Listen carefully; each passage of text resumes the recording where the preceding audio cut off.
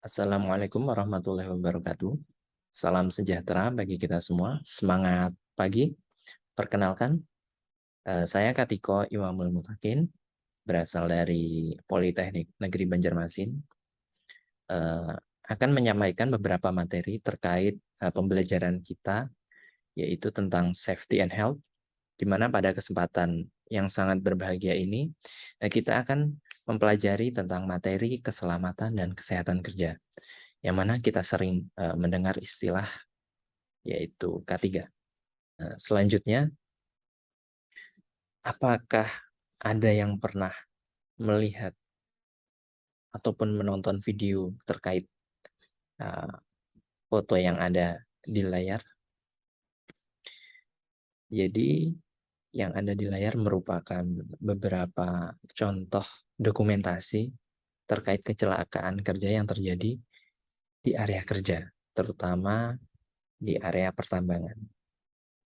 Kita melihat beberapa unit alat berat ya mengalami kecelakaan, yang mana ada yang terbalik, ada yang terjebak, atau lain sebagainya. Baik, sebelumnya mari kita memperhatikan video berikut.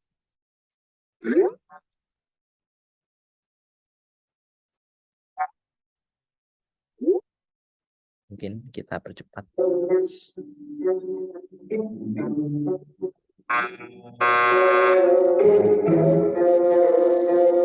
Jadi kita melihat ada seorang karyawan atau pekerja ya.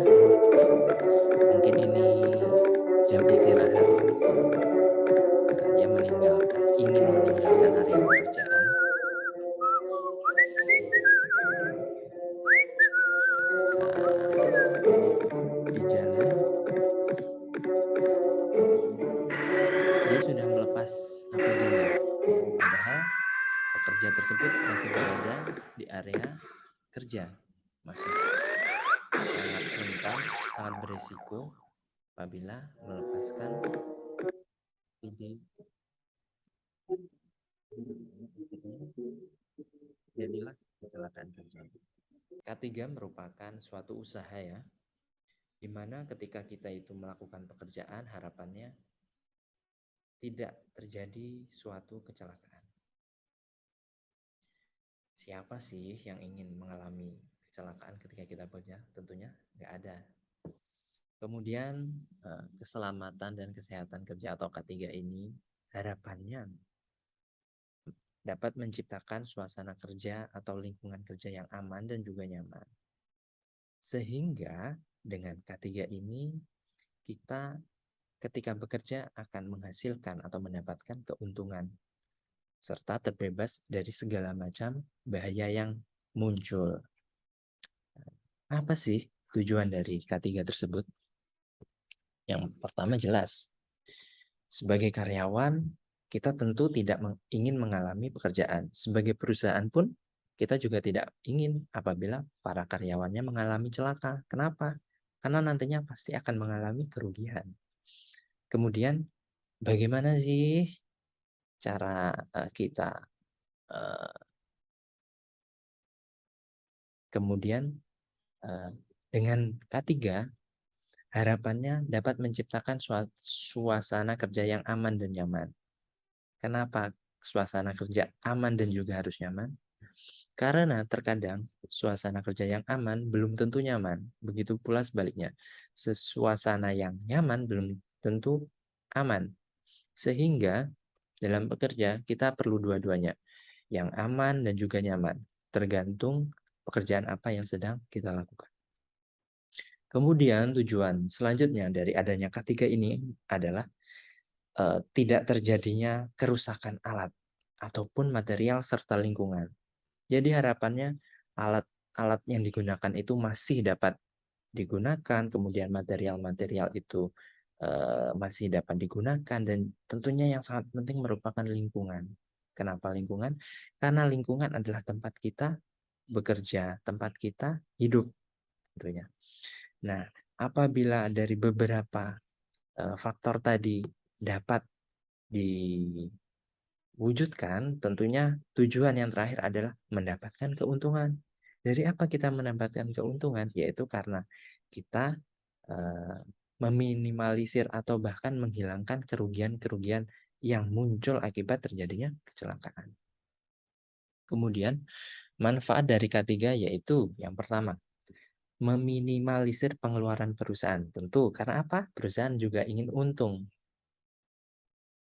Karena adanya kecelakaan, perusahaan pasti akan mengeluarkan biaya. Mungkin untuk pengobatan karyawannya, untuk mengganti alat yang rusak mungkin, atau lain sebagainya. Tentunya, selain meminimalisir pengeluaran, manfaat ketiga ini apa? Yaitu meningkatkan kualitas produk. Dari apa? Dari karyawan-karyawan yang bekerja tadi dengan aman dan juga nyaman, harapannya dapat meningkatkan kualitas produk yang dihasilkan. Kemudian tadi sudah kita kupas ya tentang menjamin pekerjaan yang aman dan juga nyaman tadi tentunya. Dan yang terakhir pastinya manfaat dari K3 ini adalah menguntungkan masyarakat. Baik masyarakat yang nantinya terserap sebagai karyawan ataupun masyarakat yang tinggal atau berada di sekitar area kerja tersebut. Kemudian, prinsip-prinsip yang dipegang dari K3 ini secara garis besarnya adalah adanya prinsip pengawasan, yaitu kemudian setelah pengawasan ini ada prinsip aman, dan yang kedua adalah menguntungkan. Yang ketiga adalah menguntungkan. Nah, dari prinsip pengawasan tersebut, pada awalnya K3 tersebut adalah melakukan pengawasan. Pengawasan ini bisa dilakukan siapapun yang terlibat di dalam pekerjaan yang ada.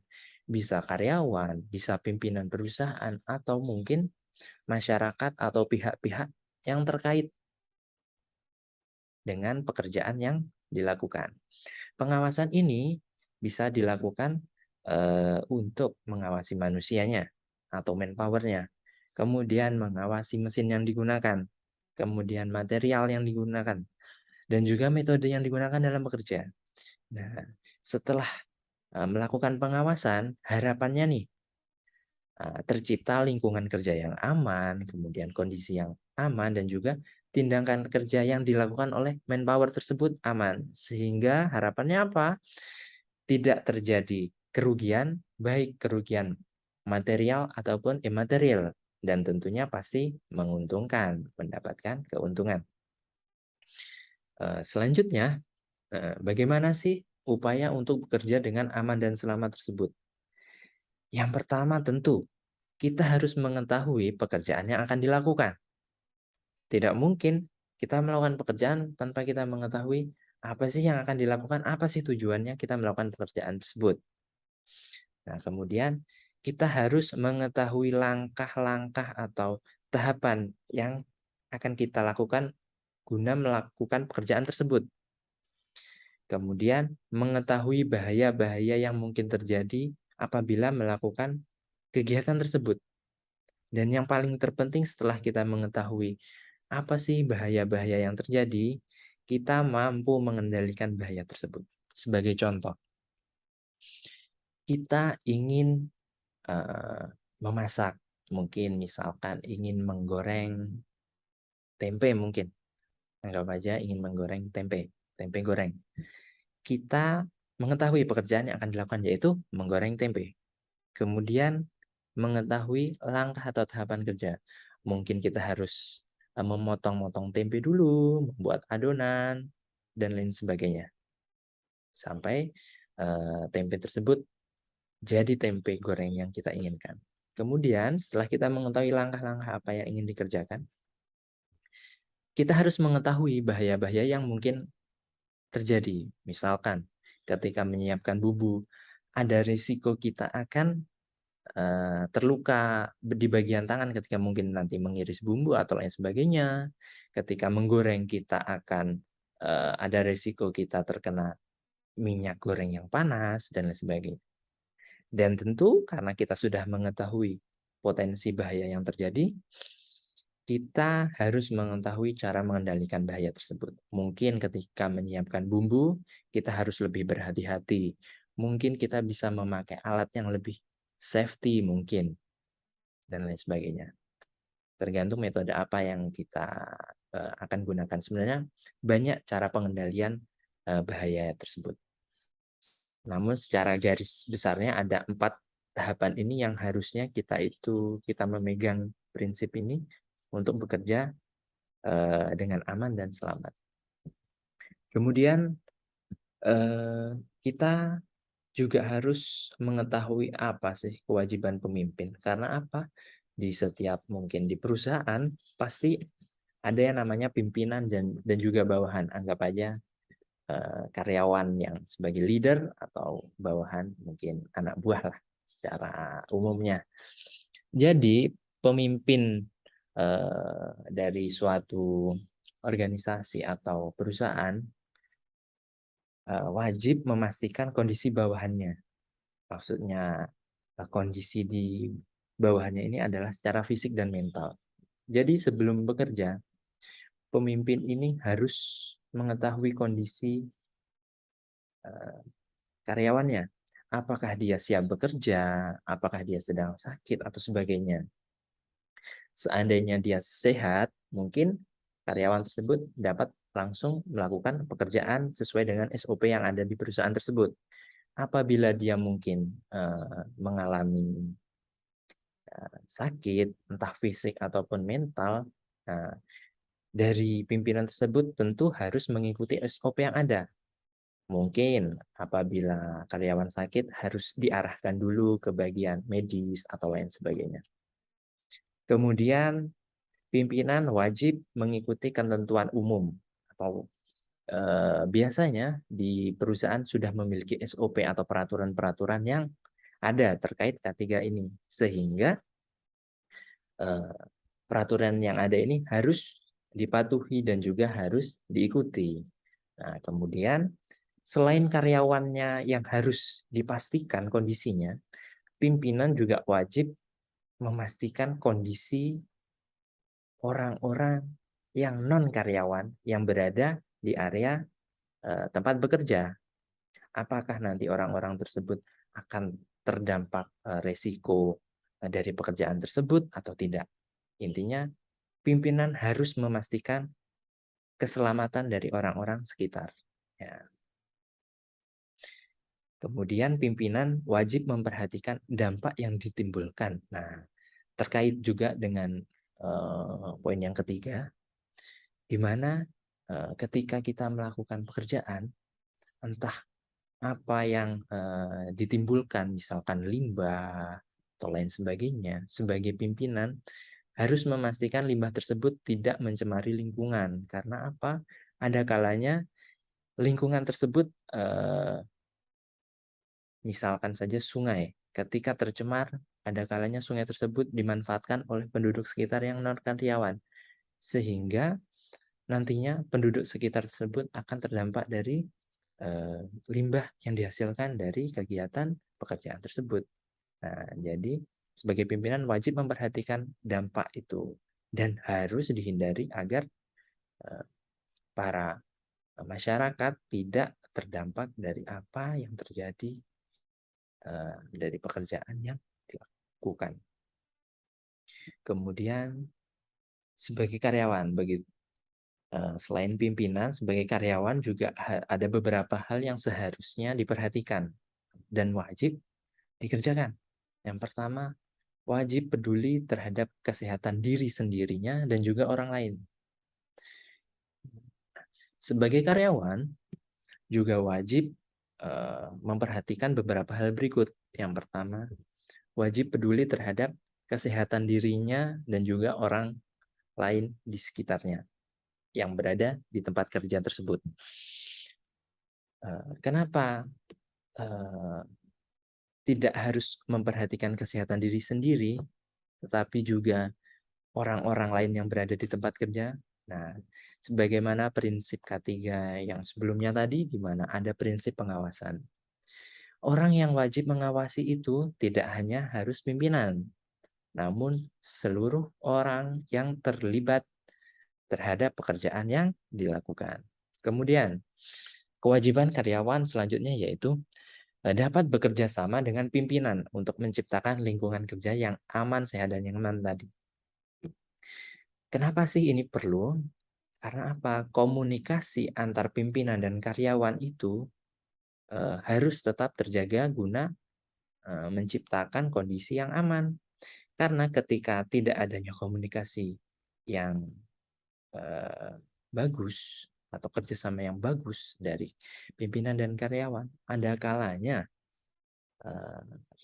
potensi kecelakaan itu dapat terjadi karena tidak saling mengawasi itu tadi. Kemudian tentu harus mematuhi segala peraturan yang berlaku di lokasi kerja terkait kesehatan dan apapun lain sebagainya yang ada di tempat kerja tersebut. Kemudian ada insiden dan asiden. Mungkin ada yang sudah pernah mendengar insiden dan asiden. Untuk itu, untuk lebih jelasnya apa itu insiden dan asiden, kita perhatikan video berikut ya. Can all workplace incidents be deemed to be accidents? Do we truly understand fatal accident, serious accident, first aid case, and near miss only as accidents? Or is there a missing clue in this picture? Let's investigate this by taking a scenario of a 3 kg brick falling from 5 meters and a worker which happens to pass below it. Case 1. Ini case yang pertama. Brick falls on the head, dislodges helmet and causes fatal contusion.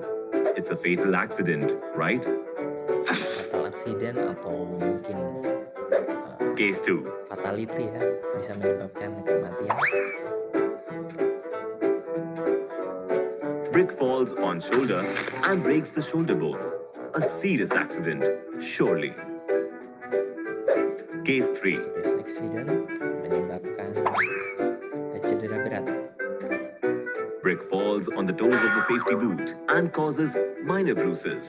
Well, that's a first aid case, right there. First aid case ini Case seperti accident kecil menyebabkan cedera ringan. And finally, when the brick just misses the worker and lands on ground, we call it near miss.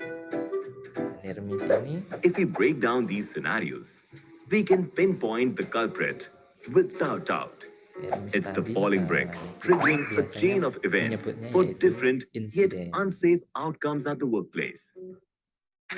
However, safety diagnosis shouldn't be limited to terminology or consequences. Fatal accident, serious accident, first aid case, and near miss. Can all dari video tadi ada kesamaan bukan dari insiden dan aksiden, di mana tiga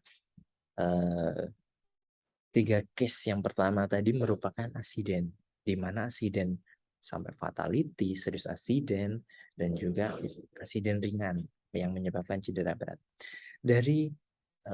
Dan kemudian case yang keempat yaitu near miss atau sering kita sebut insiden. Jadi dari keempat case tadi memiliki kesamaan sebenarnya, di mana kejadian yang terjadi itu tidak direncanakan, terjadi tiba-tiba. Yang membedakan yaitu akibat dari kejadian yang tiba-tiba tersebut, di mana asiden dia akan menyebabkan cedera pada manusia, entah itu ringan, berat, bahkan fatality atau meninggal. Kemudian untuk insiden, dia itu tidak menyebabkan cedera pada manusia. Walaupun ada kalanya orang mengatakan mendapat kerugian secara material, mungkin alat, mungkin hal lain selain manusia. jadi ini tadi insiden merupakan kejadian tidak diinginkan, tentu dapat mengakibatkan kerugian tentu, dan yang poinnya adalah tidak menimbulkan cedera pada manusia. Kemudian asiden, tentu kejadiannya tidak rencanakan, secara tiba-tiba, dan merugikan tentunya. Baik merugikan manusia ataupun material. Jadi ada manusianya yang rugi atau cedera dari insiden tersebut. Nah, ini tadi kembali. Apa sih hal-hal sebab atau akibat dari terjadinya suatu kecelakaan tersebut? Kecelakaan merupakan hal yang tidak direncanakan, tidak diinginkan, dan juga tidak terduga. Nah, kecelakaan ini disebabkan karena beberapa faktor. Umumnya ada beberapa faktor. Banyak. Namun secara garis besar, kita kelompokkan menjadi dua hal yang spesifik, yang lebih umum lah. Maaf, yang lebih umum, supaya kita lebih mudah memahami, yaitu karena adanya tindakan tidak aman dan kondisi tidak aman. Apa itu tindakan tidak aman? Yaitu tindakan-tindakan yang memang dilakukan oleh manusia secara tidak aman, tidak safety. Contoh, bekerja tidak menggunakan APD. Nah, itu merupakan salah satu contoh dari tindakan tidak aman. Kemudian, kondisi tidak aman. Kondisi tidak aman merupakan kondisi yang terjadi pada lingkungan kerja. Contoh, misalkan di jalan raya ada lubang. Di jalan raya ada tumpahan oli atau minyak. Nah, itu merupakan beberapa contoh dari kondisi tidak aman tersebut. Yang mana apabila penyebab dari kecelakaan tersebut terjadinya tindakan tidak aman ataupun terjadi kondisi tidak aman, maka dapat mengakibatkan cedera pada manusia, tentu asiden tadi, kemudian kerusakan alat, produksi terganggu tentu, dan yang kadang itu terlupakan adalah adanya penderitaan keluarga. Makanya ketika kita bekerja, kita harus ingat bahwasannya ada keluarga yang menunggu di rumah, sehingga kita harus benar-benar bekerja secara aman, sehat, dan nyaman itu tadi. Nah, ini dia tadi penyebab kecelakaan kerja.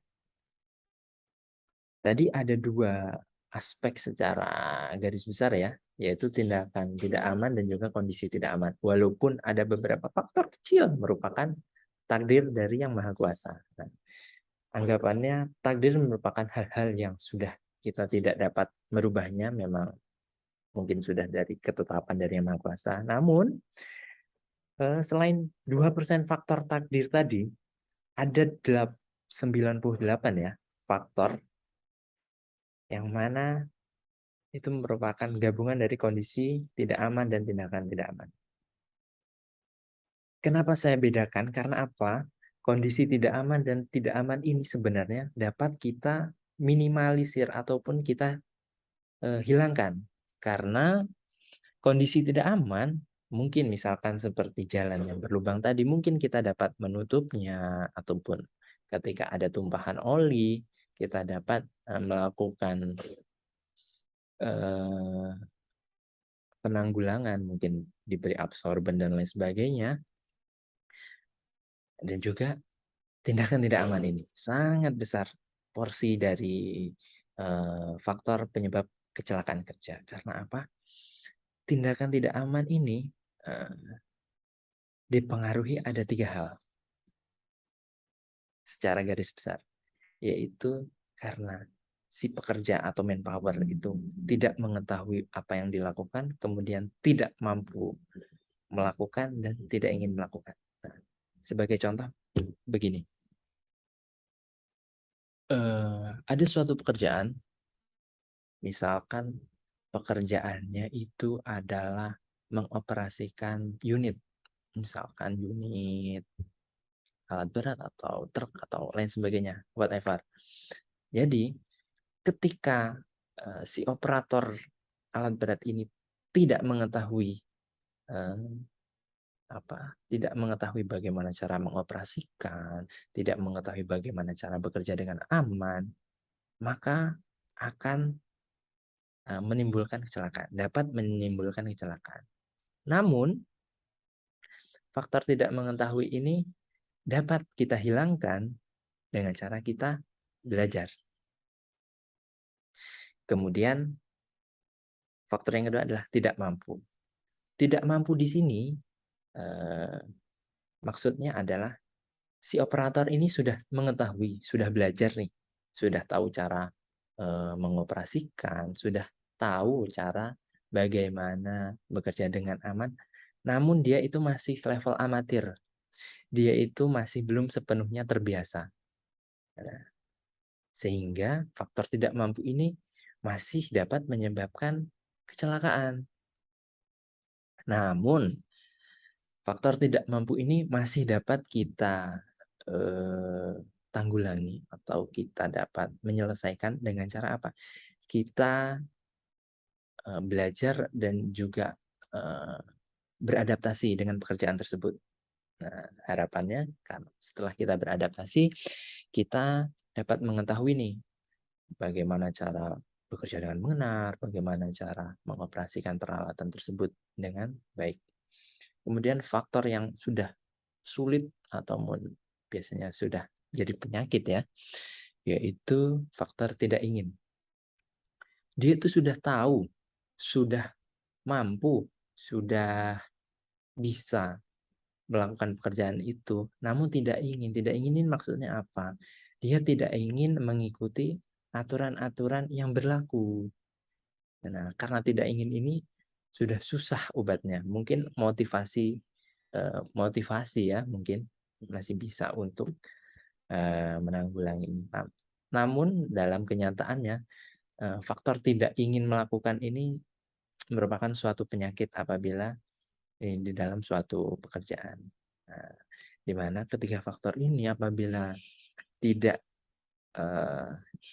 diatasi atau dicari solusinya sangat berdampak pada terjadinya kecelakaan kerja tersebut. Kemudian pendukung kecelakaan kerja. Nah, sebagaimana tadi ada kewajiban-kewajiban yang harusnya dilaksanakan oleh pimpinan ataupun karyawan, itu tidak terlaksana, yaitu sebagai prinsip pengawasan tadi. Kemudian mental para karyawan. Apa sih yang dimaksud dengan mental para karyawan ini?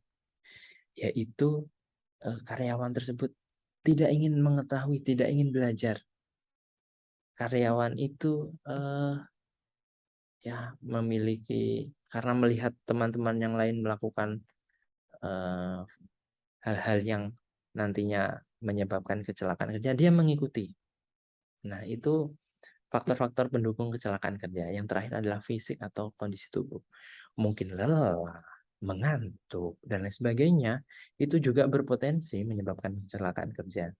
Jadi perlu diperhatikan juga ketika kondisi kita sedang tidak fit, kita mengantuk, harapannya kita jangan memaksakan untuk bekerja. Akan lebih baik kita itu berhenti bekerja dulu untuk memulihkan energi. Seperti mungkin kalau mengantuk kita istirahat terlebih dahulu, ketika kita lelah istirahat terlebih dahulu. Begitu.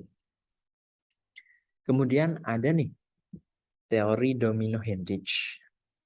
Nah, di mana di dalam teori domino Hendrich ini ada 5 faktor terjadinya kecelakaan kerja, di mana setiap faktor-faktor ini digambarkan sebagai sebuah domino, yang mana apabila faktor pertama itu jatuh, apabila faktor-faktor selanjutnya itu tidak dihilangkan, faktor penyebab kecelakaan kerja ya maksudnya ya, maka akan menyebabkan faktor-faktor yang lain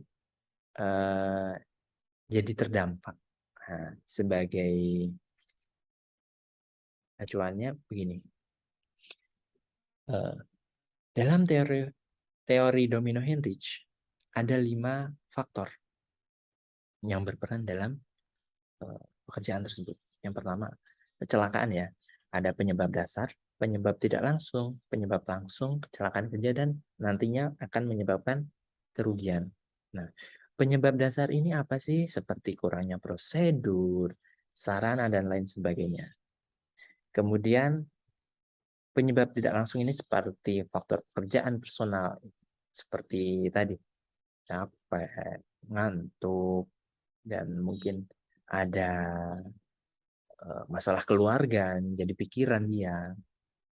Kemudian adanya faktor penyebab tindakan penyebab langsung tadi seperti tidak aman dan kondisi tidak aman. Nah, ketiga faktor ini ini jatuh, ketika penyebab dasar ini faktor ini tidak terpenuhi ya, maksudnya tidak dihilangkan, faktor pertama akan menyebabkan terjadinya faktor kedua.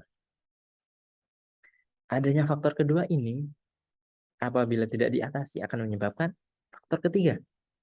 Misalkan karena kita mengantuk, kita akan melakukan tindakan tidak aman.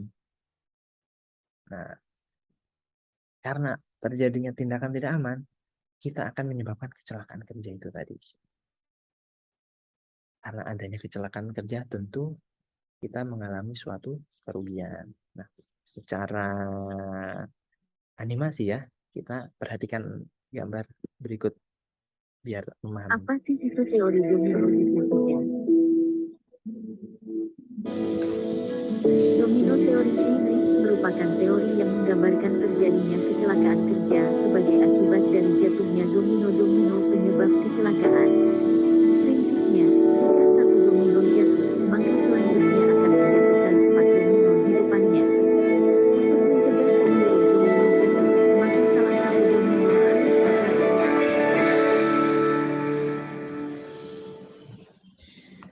Jadi harus dihilangkan ya penyebab-penyebab kecelakaan tadi agar tidak terdampak sampai domino terakhir yaitu mengalami kerugian.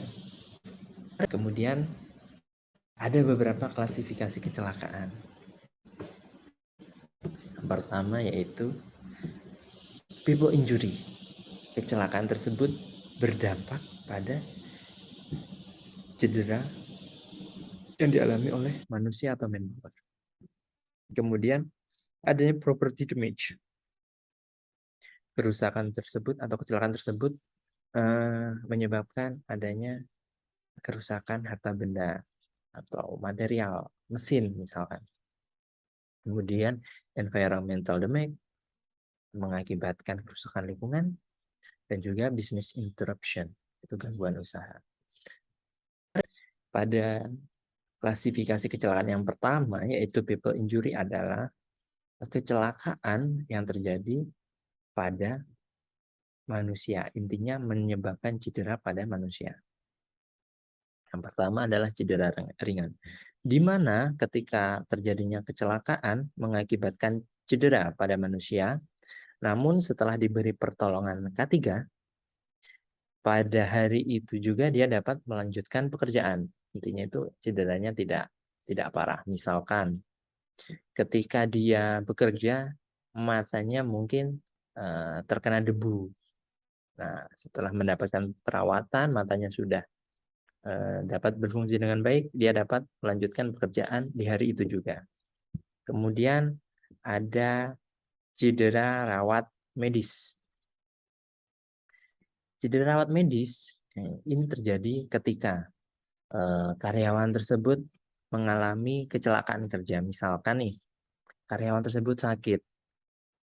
Nah, pada hari itu setelah diberikan pertolongan K3, misalkan sakit, pusing, atau tekanan darah tinggi atau tekanan darah rendah, dia tidak dapat bekerja langsung pada hari itu. Mungkin besoknya atau maksimal 3 hari setelah kecelakaan kerja terjadi. Kemudian adanya cedera hilang waktu kerja. Sebenarnya ini tingkat lebih ekstrimnya dari cedera rawat medis ya, di mana waktu dia itu tidak bekerja atau mungkin di rumah itu lebih dari 3 hari, bisa mungkin sampai setahun atau lain sebagainya. Nah, kemudian ada cedera cacat permanen, di mana cedera cacat permanen ini dia mengalami beberapa kehilangan fungsi tubuh atau bahkan mungkin mengalami organ tubuh lebih parahnya. Kemudian yang paling fatal merupakan meninggal dunia dari people injury ini. Nah, mari kita perhatikan video berikut.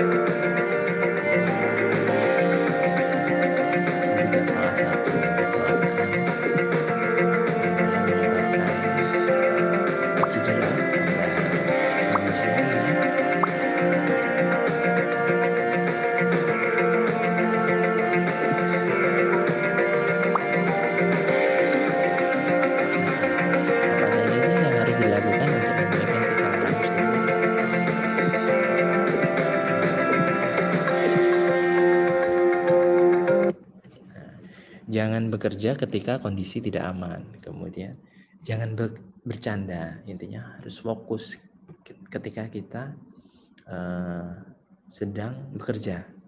Ada kalanya kita bercanda, namun jangan ketika kita bekerja. Kemudian gunakan alat pelindung diri. Alat pelindung diri itu sangat penting. Kemudian mengikuti prosedur kerja tentunya. Setiap pekerjaan pasti memiliki prosedur kerja. Nah, untuk itu sebagai karyawan, sebagai pekerja, kita harus mengikuti prosedur yang sudah ada, yang sudah dipersiapkan oleh perusahaan atau tempat kita bekerja.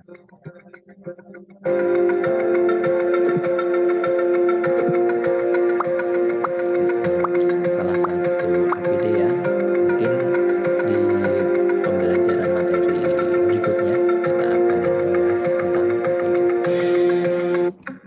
Nah, kemudian ini, kerugian akibat kecelakaan. Tentu tadi ada kerugian fisik, di mana kerugian fisik ini akan mengalami cedera, bahkan hingga kematian tadi. Kita sudah belajar itu tadi. Kemudian adanya kerugian finansial. Apa itu kerugian finansial? Yaitu kerugian apabila kita perhitungkan dengan keuangan. Kita harus mengganti rugi, biaya pengobatan, mungkin ketika ada peralatan yang rusak kita harus mengganti, harus membeli baru lagi, dan lain sebagainya. Dan yang terakhir adalah kerugian sosial. Apa itu kerugian sosial? Yaitu kerugian di mana ketika kita mengalami kecelakaan, kita akan kehilangan teman, kehilangan waktu, teman kita bekerja, ataupun bahkan masyarakat, di mana hal tersebut juga merupakan salah satu kerugian akibat kecelakaan yang terjadi. Nah, ini tadi financial loss. Jadi financial loss itu ada 2 kategori, yaitu ada direct cost dan indirect cost. Nah, secara abstraknya ya, direct cost itu seperti hal-hal yang dapat kita lihat. Kita misalkan apabila di permukaan air itu, kita akan melihat bentuk daratan atau misalkan gunung. Nah, itu adalah biaya langsung. Biaya yang dapat kita lihat, kita perhitungkan saat ini. Kemudian, biaya tidak langsung adalah biaya-biaya turunan dari kecelakaan yang terjadi. Misalkan, setelah kita mengalami kecelakaan, kita nanti perlu biaya untuk berobat, biaya perawatan, biaya sewa peralatan, dan lain sebagainya. Dan mana biaya tidak langsung ini ternyata lebih besar angkanya dibandingkan biaya biaya tidak langsung ini lebih besar biayanya daripada biaya langsung. Jadi sangat besar kerugian yang kita terima apabila kecelakaan ini sungguh-sungguh benar-benar terjadi. Maka dari itu bekerjalah dengan aman, dengan sehat, karena keluarga menanti di rumah.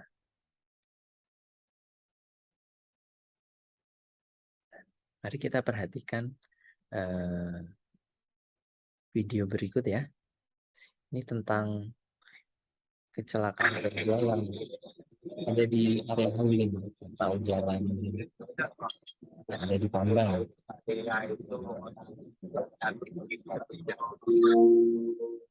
Slogan pesan safety keselamatan kerja, pastikan area kerja aman sebelum melakukan pekerjaan. Pastikan untuk melindungi diri Anda dengan peralatan keselamatan sebelum bekerja. Waspadai anggota badan yang terbentur. Pastikan berhati-hati dan waspada saat bekerja. Hati-hati saat bekerja, ingat keluarga menunggu di rumah. Pastikan Anda berangkat kerja dengan selamat. Pulang kerja dalam kondisi aman. Jadikan budaya keselamatan sebagai ujung tombak di tempat kerja. Berdoa sebelum bekerja, konsentrasi saat bekerja, keselamatan harus terjaga.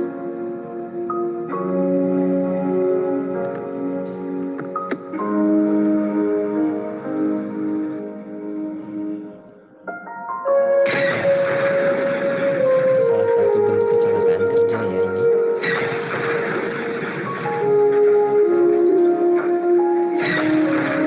Karena adanya tindakan tidak aman, tidak mematuhi aturan yang sudah ditetapkan oleh perusahaan tersebut. Mungkin demikian materi kita tentang keselamatan dan kesehatan kerja. Terima kasih banyak atas perhatiannya. Selalu ingat safety first and zero accident ketika kita bekerja. Ingat, keluarga menunggu kita di rumah.